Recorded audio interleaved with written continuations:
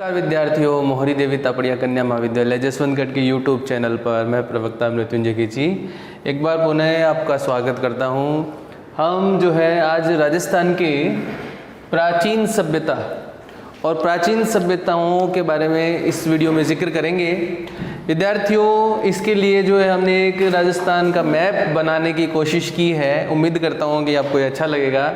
इसमें हमारे जो सहयोगी व्याख्याता है श्री हनुमान जी शर्मा, उन्होंने हमें जो है इसमें मदद की है, तो उनका मैं बहुत ही जो है हृदय से आभार व्यक्त करता हूँ। देखिए, आज इस राजस्थान के इस मैप के माध्यम से हम थोड़ी जो आपके सिलेबस के अकॉर्डिंग जो सभ्यताएं हैं उनका जिक्र करेंगे। यूँ तो अगर आप कंपटीशन एग्जामिनेशन के हिसाब से इनको पढ़ते तो आप ये देखते कि बहुत ही जो है विस्तृत स्वरूप इसका हमें मिलता है, लेकिन आप इसमें भी हम थोड़े थोड़े मुख्य जो स्थल हैं उनकी चर्चा कर लेंगे और साथ ही जो आपके सिलेबस में दिया हुआ है उन सभ्यताओं की चर्चा करेंगे। तो सबसे पहले ऊपर श्री गंगानगर से चलते हैं और यहाँ पर एक स्थल है जिसका नाम है बरोर। कोई विशेष इसकी जानकारी पुस्तकों में नहीं मिलती, ठीक है। और दूसरी ओर है हनुमानगढ़। हनुमानगढ़ में एक स्थल जिसका नाम है कालीबंगा, दूसरा स्थल जो है रंगमहल। विद्यार्थियों, इसके लिए हम पहले भी चर्चा कर चुके हैं कि 1952-1953 ईस्वी में अमलानंद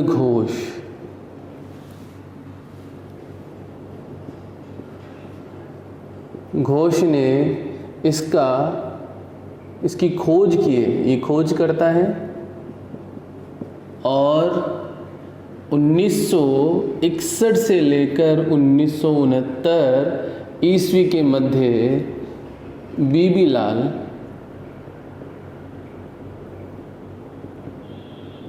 एवं बी के थापर इन्होंने उत्खनन को जारी रखा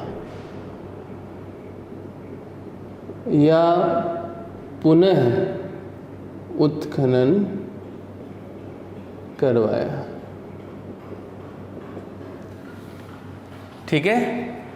इसकी विस्तृत जानकारी आपके सिलेबस में दी गई है, तब इसे हम डिटेल में पढ़ेंगे। आज केवल जो है उन सभ्यताओं के नाम लिख लेते हैं और अगर कहीं उनके उत्खननकर्ताओं के नाम पुस्तकों में या इंटरनेट में मिलते हैं तो उनकी चर्चा कर लेंगे।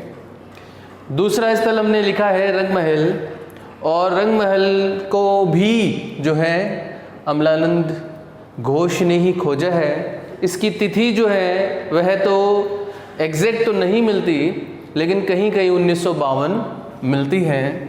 तो इसके लिए आप यहाँ एरो लगाकर लिख सकते हैं 1952 में अमलानंद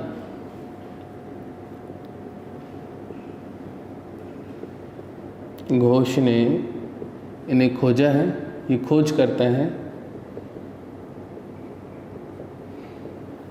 दोनों स्थल जो है वह हनुमानगढ़ जिले में है और दोनों स्थल जो है वह घग्गर नदी के तट पर है। यह भी अगर आप लिखना चाहें तो लिख सकते हैं कि दोनों स्थल जो है वह घग्गर नदी के तट पर है। इसकी चर्चा हम विस्तृत रूप में करेंगे कि घग्गर नदी जो है वह सरस्वती की सहायक नदी या ऋग्वेद के अनुसार दुष्यदती नदी की सहायक नदी के रूप में या उसी का भाग जो है या उसी का स्वरूप, उसी नदी के स्वरूप के रूप में भी देखने को मिलता है। तीसरा जिला जो है इधर बीकानेर, इसके अंदर हमें कोई भी संस्कृति देखने को नहीं मिलती है, लेकिन कुछ इतिहासकारों के अनुसार यहाँ एक संस्कृति जो है उसका नाम सोथी दिया जाता है। सोथी विशेष बात यह है कि इस संस्कृति से हमें हड़प्पा कालीन संस्कृति की जानकारी मिलती है। तो इसे हड़प्पा कालीन क्षेत्र बताया जाता है। कहीं कहीं इसके लिए प्राक कालीबंगा, प्राक कालीबंगा क्षेत्र भी लिखते हैं। अब आप यहां पर समझेंगे कि हड़प्पा कालीन क्षेत्र यानी यहां से हमें जो है हड़प्पा संस्कृति की जानकारी मिल रही है, और दूसरे और हम लिख रहे हैं कि कालीबंगा के पूर्व, प्राक अर्थात कालीबंगा के पूर्व का क्षेत्र है। तो कालीबंगा एक क्षेत्र है जिसके अंदर हड़प्पा और हड़प्पा कालीन दोनों अवशेष मिल रहे हैं, अर्थात कांस्य के और तांबे के औजार मिल रहे हैं। और जब हम प्राक कालीबंगा लिख रहे हैं तो इसका मतलब ये हुआ कि यहाँ से जो औजार है वह तांबे के और पत्थर के दोनों ही मिल रहे हैं। तो इसीलिए इस संस्कृति को पाषाण, ताम्र पाषाण संस्कृति भी बोल सकते हैं। ठीक है, ध्यान रखिएगा, बीकानेर के अंदर ये संस्कृति मिली है। इसके आगे बढ़ते हैं। जैसलमेर के अंदर यहाँ पर कोई संस्कृति नहीं मिल रही। इधर बढ़ते हैं बाड़मेर में, तो एक संस्कृति बाड़मेर के अंदर तिलवाड़ा,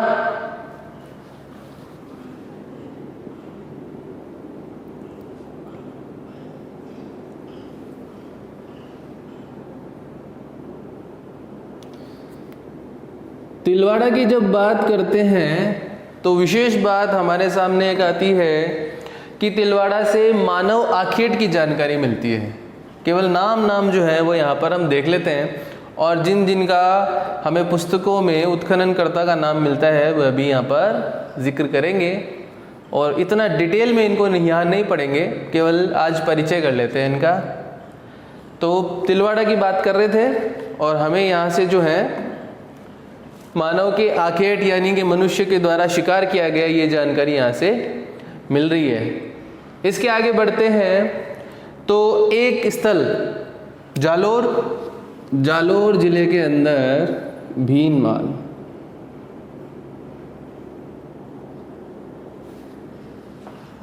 भीनमाल जो है ये भी संस्कृति का स्थल माना गया है। और विशेष बात यह है कि हेनसांग के द्वारा इस क्षेत्र का भ्रमण किया गया है। भीनमाल से हमें गुप्त कालीन और मौर्य कालीन सिक्के प्राप्त हुए हैं। विशेष रूप से यह क्षेत्र जो है वह गुप्त कालीन और मौर्य कालीन संस्कृति का क्षेत्र रहा है। ठीक है, कुछ इतिहासकार यह भी कहते हैं कि हेनसांग ने अपनी यात्रा भ्रमण जो है उसमें भीनमाल का जिक्र किया, उसे जो है पीलो, भीलो इस शब्द के रूप से संबोधित किया है। ठीक है, आगे बढ़ते हैं। तो यहाँ सिरोही के अंदर कोई संस्कृति देखने को नहीं मिल रही। उदयपुर, उदयपुर के अंदर एक तो आहड़ और दूसरा बालाथल। आहड़ एक स्थल, दूसरा स्थल है बालाथल। इन स्थलों को जिस प्रकार कालीबंगा के लिए मैंने कहा था कि आपके कोर्स में दिया गया है, और विशेष बात उसको विस्तृत रूप में पढ़ेंगे, उसी प्रकार आहड़ को भी विस्तृत रूप में पढ़ेंगे, जो कि आयड़ नदी या बेड़च नदी के तट पर है। इस स्थल को जो है वो खोजा है अक्षय कीर्ति व्यास। कहीं कहीं इसका नाम जो है धूलकोट भी मिलता है। इसकी पूरी जानकारी पढ़ेंगे कि इसे जो है ताम्रयुगीन सभ्यताओं की जननी कहते हैं। इस सभ्यता को जो है कहीं कहीं आगाटपुर या आगाट दुर्ग के नाम से भी जाना गया है। यहाँ पर ताम्रयुगीन सभ्यता की जननी इसीलिए कह रहे हैं क्योंकि तांबे के अवशेष खूब मात्रा में मिले। ठीक है, अब यहाँ से कंपटीशन का एक प्रश्न जो है वह निकलता है कि ताम्रयुगीन सभ्यता की जननी जब आहड़ है तो क्या ताम्रयुगीन सभ्यता की जननी गणेश्वर को भी कह सकते हैं? लेकिन यहाँ पर डिफरेंस यह आएगा कि गणेश्वर से जो है तांबा उत्खनन करके और सभ्यताओं को भेजा जा रहा है, और यहाँ से जो तांबा है ये तांबे के जो अस्त्र शस्त्र बनाने के केंद्र के रूप में विख्यात है।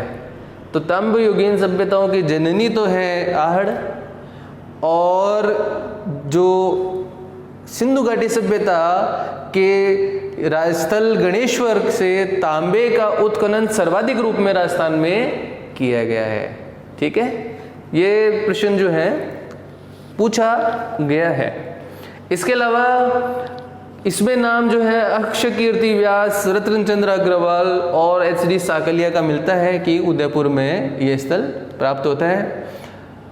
आहड़ जो है मैंने जिक्र किया ताम्रयुगीन, तो इसका मतलब ये हुआ कि राजस्थान के जब स्थलों को पढ़ेंगे तो हम जब पुराने वीडियो में देख रहे थे कि राजस्थान के अंदर पुरातात्विक जो सभ्यताएं हैं उनमें तांबे की, पत्थर की और कांसे की और लोह की सभी मिली है। तो उनमें जब हमने कल ही इसका पिछले वीडियो में जिक्र किया था कि कालीबंगा जो है वह हड़प्पा सभ्यता का केंद्र है, अर्थात वहाँ पर कांस्य के औजार मिले।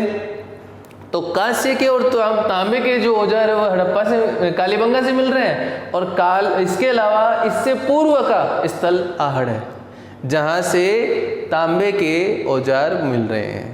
तो राजस्थान के अंदर जब प्राचीन सभ्यताओं के एक एक बड़े केंद्रों की बात करोगे तो एक तो कालीबंगा पढ़ना होगा, एक पढ़ना होगा आहड़। ये ताम्रकाल का क्षेत्र है, ये कांस्य काल का है। उम्मीद करता हूँ आपको ये चीज़ें समझ में आ रही होगी। बालाथल क्षेत्र जो है उसकी बात की थी तो 1993 के करीबन इस क्षेत्र को वीरेंद्रनाथ मिश्र ने खोजा है, यह भी उदयपुर में है।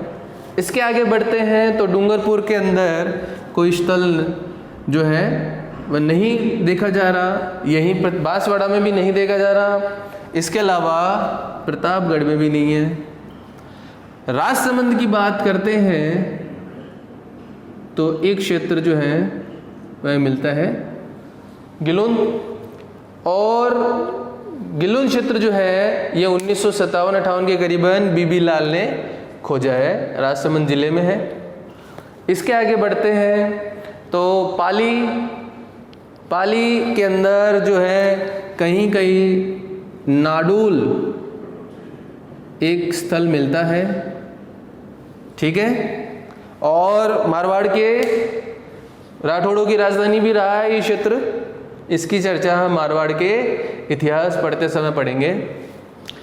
जोधपुर के अंदर एक स्थल मिलता है जिसका नाम है मंडोर। यह भी राजस्थान के जो मारवाड़ के शासक हैं उनकी राजधानी रहा है मंडोर। आगे बढ़ते हैं भीलवाड़ा के अंदर, पहले चित्तौड़ की बात करते हैं। चित्तौड़ के अंदर हमें मिलता है नगरी सभ्यता। विशेष बात है कि प्राचीनतम संस्कृति सभ्यताओं में नगरी का नाम मिलता है, और जो है यहाँ से हमें जो चित्तौड़, राजसमंद, उदयपुर, प्रतापगढ़ या थोड़ा सा हिस्सा भीलवाड़ा का जो मेवाड़ के क्षेत्र के रूप में जाना गया है, यहाँ से हमें मेवाड़ के गुहिल या सिसोदिया या राणा या महाराणा राजवंश के शासकों की जानकारी मिलती है। चित्तौड़गढ़ जो है इसका यह नगरी क्षेत्र है। इस क्षेत्र से हमें प्राचीन सभ्यता की और विशेषकर मौर्य सभ्यता की जानकारी भी मिलती है। इसके आगे बढ़ते हैं तो भीलवाड़ा, और भीलवाड़ा में क्षेत्र है बागोर।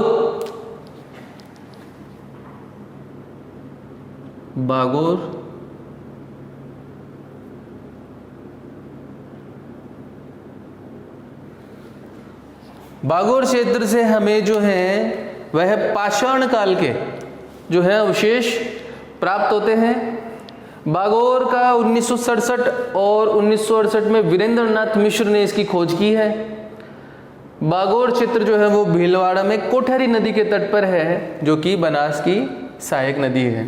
तो भीलवाड़ा के अंदर कोठारी नदी के तट पर यह स्थल जहाँ से हमें राजस्थान के पूरा पाषाणकालीन अवशेष मिले हैं, इसकी जानकारी मिलती है। इसके आगे बढ़ते हैं तो कोटा, बारा, झालावाड़, सवाई माधोपुर, करौली, इधर कोई अवशेष या कोई सभ्यता नहीं प्राप्त हो रही है। और टोंक में रेड विशेष जिसे केदारनाथपुरी ने खोजा है, और यहाँ से हमें सिक्के प्राप्त हुए हैं। सिक्कों का जो ढेर है वह रेड से हमें मिलता है। इसके अलावा जो रेड है यहाँ से हमें लोहकालीन संस्कृति के विशेष भी प्राप्त होते हैं। आगे बढ़ते हैं अजमेर के अंदर कोई सभ्यता देखने को नहीं मिलती। इधर जो है करौली के ऊपर धौलपुर में भी कोई सभ्यता प्राप्त नहीं हो रही है, दौसा में भी नहीं है। और भरतपुर के अंदर एक सभ्यता मिल रही है जिसका नाम है नोह। भरतपुर से यहाँ नहीं है, ठीक है। भरतपुर से नोह, और नोह जो है इसका रथचंद्र अग्रवाल ने इसको खोजा है। इनका जिक्र हम पुनः एक बार और करेंगे, और इन छोटे छोटे स्थलों को जो है वो थोड़ा और विस्तृत रूप में पढ़ लेंगे। आज मैप के माध्यम से केवल यह समझने की कोशिश कर रहे हैं ताकि एक आरेख आपके ध्यान में रहे। और नोह जो है यहाँ से हमें सिक्कों की प्राप्ति भी होती है। इधर थोड़ा मध्य में बढ़ते हैं तो दौसा, और दौसा से कोई विशेष स्थल की जानकारी नहीं मिल रही।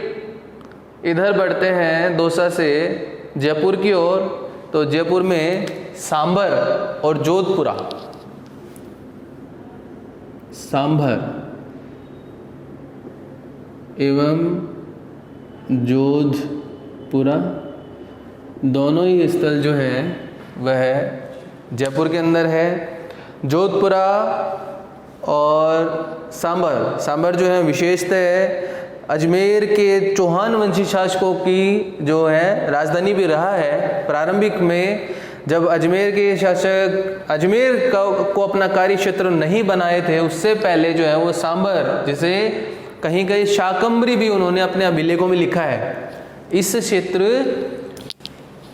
के अंदर जो है वो चौहान वंशी शासकों की जानकारी मिल रही है।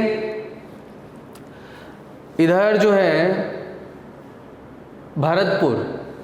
भरतपुर से हमने बात कर ली कि एक स्थल मिला नोह। ऊपर बढ़ते हैं अलवर की तरफ, अलवर से कोई स्थल प्राप्त नहीं हो रहा। इधर बढ़ते हैं झुंझुनू, और झुंझुनू में एक स्थल मिलता है सुनारी।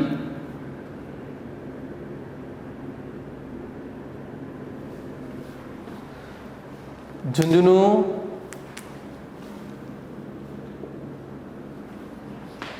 में एक क्षेत्र मिल रहा है सुनारी, और यहाँ जो है जिसे कांतिली नदी के तट पर माना गया है, इस क्षेत्र से भी हमें पूरा पाषाणकालीन अवशेष की जानकारी मिल रही है।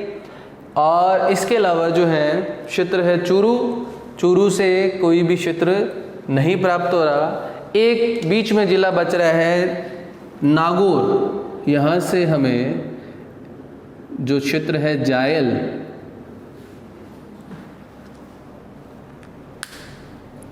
नागौर से जो जायल क्षेत्र है ये पूरा हमें प्राचीनतम सभ्यता की उपस्थिति की जानकारी देता है। तो लगभग जो है कहीं कहीं एक स्थल और भी बताया गया है, कुराड़ा। और विशेष बात यह है विद्यार्थियों, यहाँ पर एक कंपटीशन का प्रश्न बनता है कि 1934 में सर्वप्रथम खुदाई का काम राजस्थान में इसी स्थल से हुआ है। ये बात जो है एक बार कंपटीशन में पूछी गई है कि 1934 ईस्वी में पर्वतसर के नज़दीक है ये क्षेत्र, यहाँ से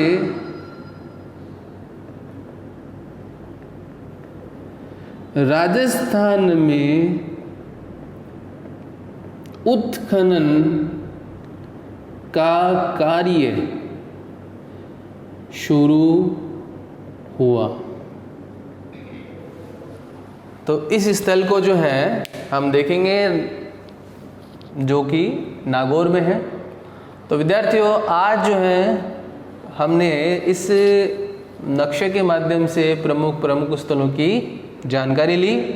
इसमें से आपके कोर्स में जो है वह एक स्थल आहड़, एक स्थल कालीबंगा, एक स्थल बागोर और एक स्थल बालाथल, ठीक है। यह स्थल जो है वह बताए गए हैं। ये आपको आपके कोर्स में सेकंड ईयर जो बीए सेकंड ईयर के कोर्स में पढ़ने हैं। तो 2 उदयपुर में है और एक जो है हनुमानगढ़ में सभ्यता और एक सभ्यता जो है वह है भीलवाड़ा में, ठीक है। इसके अलावा जो है इन स्थलों की जो है और थोड़ी बातें जो कंपटीशन एग्जामिनेशन के हिसाब से आपको मदद करेगी उनका जिक्र करेंगे अगले वीडियो में। और इसके अलावा इन स्थलों को अब विस्तृत रूप में पढ़ेंगे कि इन स्थलों में जो मैंने अभी बताए हैं इनमें से पूरा पाषाणकालीन कौन सा है और उसके अलावा ताम्रकालीन कौन सा है और कांस्यकालीन कौन सा है, ठीक है। इसके अलावा लोहकालीन कौन सा है राजस्थान के अंदर। तो उम्मीद करता हूँ आपको ये चीज़ें जो है बहुत ही अच्छी लगेगी। धन्यवाद।